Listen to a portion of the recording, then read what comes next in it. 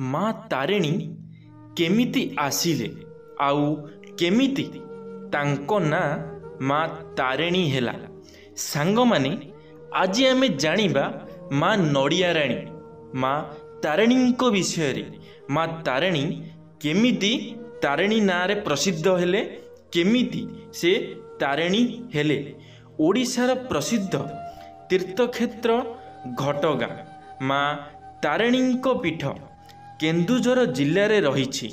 ଏଠାରେ ମା ଶାଳବଣ ଭିତରେ ପୂଜା ପାଆନ୍ତି। ମାଙ୍କ ଉପରେ ଭକ୍ତମାନଙ୍କର ବହୁତ ବିଶ୍ୱାସ ଭରସା ରହି ଆସିଅଛି।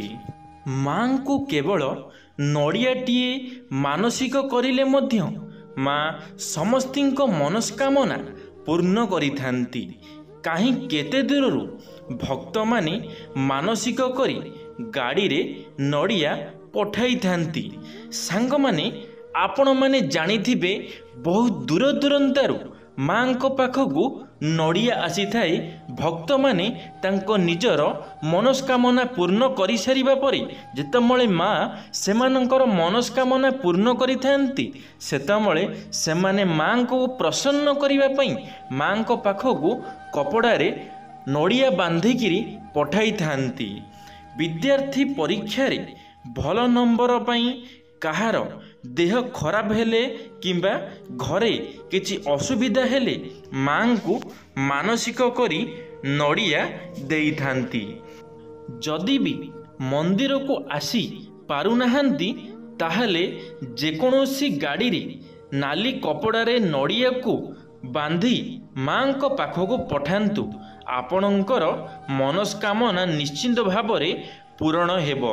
ଦେଖନ୍ତୁ ସାଙ୍ଗମାନେ, ଯଦି ତୁମମାନଙ୍କ ମନରେ ଯଦି କିଛି ମାଙ୍କ ପ୍ରତି କିଛି ବି ମନସ୍କାମନା ରହିଛି, ତାହେଲେ ଯେକୌଣସି ଗୋଟିଏ ଗାଡ଼ିବାଲା ସହିତ ଆପଣ ଗୋଟିଏ ନାଲି କପଡ଼ା ଦିହରେ ନଡ଼ିଆକୁ ବାନ୍ଧି ମାଙ୍କ କତିକି ପଠାଇ ପାରିବେ।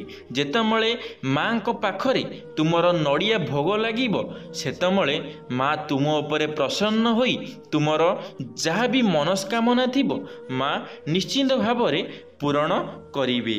ମା ତାରିଣୀ ପ୍ରକୃତରେ ମା ଦୁର୍ଗାଙ୍କ ରୂପ ଅଟନ୍ତି, ଯିଏ ସଙ୍କଟ ହାରିଣୀ ମା ତାରିଣୀଙ୍କ ରୂପରେ ଘଟଗାଁରେ ପୂଜା ପାଉଛନ୍ତି। ପ୍ରଭୁ ଶ୍ରୀରାମ ଯେତେବେଳେ ମାତା ସୀତାଙ୍କୁ ରାବଣଙ୍କ ପାଖରୁ ଆଣିବାକୁ ଯାଇ ଯୁଦ୍ଧ କରିବା ପୂର୍ବରୁ ପ୍ରଭୁ ଶ୍ରୀରାମ ମା ଦୁର୍ଗାଙ୍କୁ ଆରାଧନା କରିଥିଲେ। ପୂଜାରେ ସନ୍ତୁଷ୍ଟ ହୋଇ ମା ଦୁର୍ଗା କହିଲେ ସଙ୍କଟ ହାରିଣୀ ମା ତାରିଣୀଙ୍କ ରୂପରେ ଆବିର୍ଭାବ ହେବେ।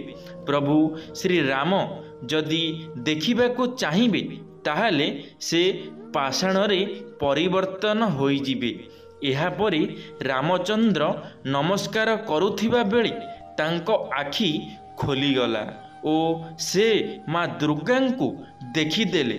ଏହାପରେ ମା ଦୁର୍ଗା ପାଷାଣରେ ପରିବର୍ତ୍ତନ ହୋଇଗଲେ। ସାଙ୍ଗମାନେ, ଯେତେବେଳେ ମା ଦୁର୍ଗା ପ୍ରଭୁ ରାମଚନ୍ଦ୍ରଙ୍କୁ କହିଥିଲେ କି ତୁମେ ଯଦି ମୋତେ ଦେଖିଦେବ ତାହେଲେ ମୁଁ ପାଷାଣ ହୋଇଯିବି, ସେଥିପାଇଁ ଯେତେବେଳେ ପ୍ରଭୁ ରାମଚନ୍ଦ୍ର ମାଙ୍କୁ ଦେଖିଦେଇଥିଲେ, ସେତେବେଳେ ମା ପାଷାଣରେ ପରିବର୍ତ୍ତନ ହୋଇଯାଇଥିଲେ। ସେବେଠାରୁ ମା ଦୁର୍ଗା ମା ତାରିଣୀଙ୍କ ରୂପରେ ପୂଜା ପାଉଛନ୍ତି।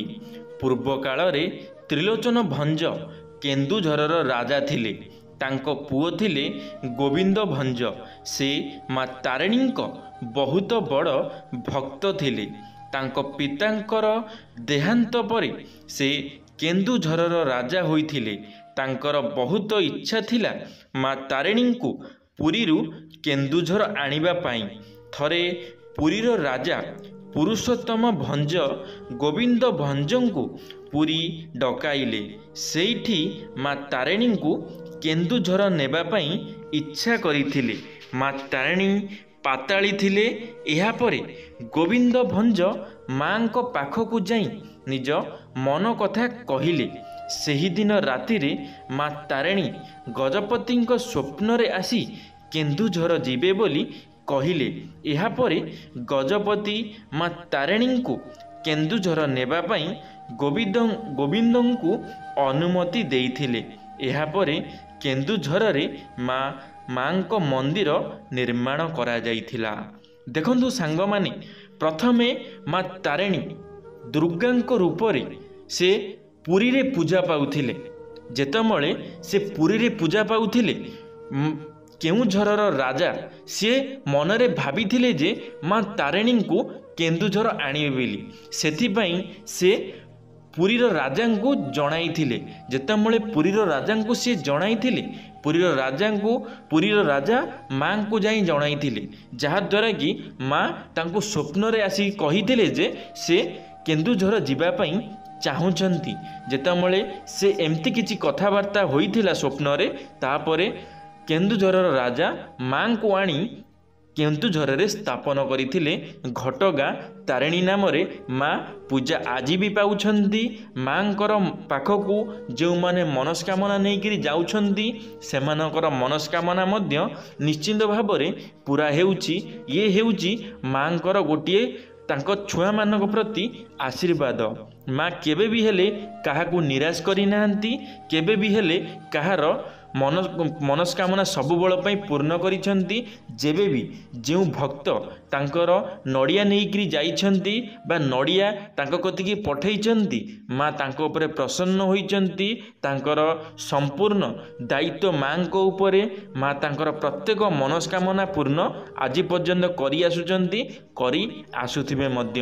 ଯଦି ସାଙ୍ଗମାନେ ଆପଣମାନେ ମା ତାରିଣୀଙ୍କ ମନ୍ଦିରକୁ ଯାଇନାହାନ୍ତି, ତାହେଲେ ନିଶ୍ଚିନ୍ତ ଭାବରେ କେନ୍ଦୁଝରରେ ଘଟଗାଁରେ ଅବସ୍ଥିତ ମା ତାରିଣୀଙ୍କ ପୀଠକୁ ଥରେ ଯାଇ ବୁଲି ଆସନ୍ତୁ, ମାଙ୍କର ଦର୍ଶନ କରି ଆସନ୍ତୁ, ମାଙ୍କର କୃପା ଲାଭ କରି ଆସନ୍ତୁ। ଦେଖିବେ ଆପଣମାନେ ଯାହା ବି ମନରେ ମନସ୍କାମନା ନେଇକରି ଯାଇଥିବେ, ଆପଣମାନଙ୍କର ମନସ୍କାମନା ନିଶ୍ଚିନ୍ତ ଭାବରେ ପୁରା ହେବ। ଆପଣଙ୍କର ମନସ୍କାମନା ମା ନିଶ୍ଚିନ୍ତ ଭାବରେ ପୁରା କରିବେ। ଆଉ ମାଙ୍କୁ ନଡ଼ିଆ ଦେବା ପାଇଁ କେବେ ବି ହେଲେ ଭୁଲିଯିବେ ନାହିଁ, କାରଣ ମା ହେଉଛନ୍ତି ନଡ଼ିଆ ରାଣୀ, ଘଟଗାଁ ତାରିଣୀ। ମାଙ୍କୁ ନଡ଼ିଆ ରାଣୀ ମଧ୍ୟ କୁହାଯାଏ ଘଟଗାଁ ତାରିଣୀରେ। ଇଏ ହେଉଛି ମାଙ୍କର ତାଙ୍କ ଭକ୍ତ ପ୍ରତି ଭଲ ପାଇବା, ଭକ୍ତ ପ୍ରତି କୃପା। ସେଥିପାଇଁ କେବେ ବି ହେଲେ ଯଦି ଆପଣ କେନ୍ଦୁଝର ଯାଉଛନ୍ତି, ତାହେଲେ ନିଶ୍ଚିନ୍ତ ଭାବରେ ଗୋଟିଏ ଥର ମାଙ୍କର ଦର୍ଶନ କରି ଆସନ୍ତୁ। ଦେଖିବେ ସବୁ ଯାହା ବି ମନରେ ଦୁଃଖ ଅଛି, ଯାହା ବି ମନରେ ମନସ୍କାମନା ଅଛି, ମା ନିଶ୍ଚିନ୍ତ ଭାବରେ ତୁମମାନଙ୍କର ମନସ୍କାମନା ନିଶ୍ଚିନ୍ତ ଭାବରେ ଗୋଟିଏ ଦିନ ପୁରା କରିବେ। ଧନ୍ୟବାଦ ସାଙ୍ଗମାନେ। ଆଶା କରିବି ମୋର এই ଭିଡ଼ିଓଟି ଆପଣମାନଙ୍କୁ ନିଶ୍ଚିନ୍ତ ଭାବରେ ଭଲ ଲାଗିଥିବ। ଯଦି ମୋର এই ଭିଡ଼ିଓଟି ଆପଣମାନଙ୍କୁ ଭଲ ଲାଗିଥିବ, ଲାଇକ୍ଟିଏ କରିବେ, ସାଙ୍ଗମାନଙ୍କ ମଧ୍ୟରେ ସେୟାର ନିଶ୍ଚିନ୍ତ ଭାବରେ କରିବେ, କମେଣ୍ଟ ବକ୍ସରେ ଆପଣମାନଙ୍କର ମତାମତ ଦେବେ। ଯଦି ଆପଣମାନେ ଆମ ଟକିଂ ଅଲ୍ ୟୁଟ୍ୟୁବ୍ ଚ୍ୟାନେଲରେ ପ୍ରଥମ ଥର ପାଇଁ ଆମ ଟକିଂ ଅଲ୍ ୟୁଟ୍ୟୁବ୍ ଚ୍ୟାନେଲକୁ ସବସ୍କ୍ରାଇବ୍ କରି ବେଲ୍ ଆଇକନ୍କୁ ଅଲ୍ରେ କ୍ଲିକ୍ କରିବେ, କାରଣ ଆମ ଚ୍ୟାନେଲରେ ଯେବେ କିଛି ନୂଆ ମୋଟିଭେସନାଲ୍ ଭିଡ଼ିଓ ଛଡ଼ାଯିବ, ଆପଣମାନେ ସର୍ବପ୍ରଥମେ ଦେଖିପାରିବେ। ଧନ୍ୟବାଦ ସାଙ୍ଗମାନେ। ଜୟ ଜଗନ୍ନାଥ, ଜୟ ମା ଶାରଳା, ଜୟ ଶ୍ରୀକୃଷ୍ଣ, ଜୟ ମା ତାରିଣୀ।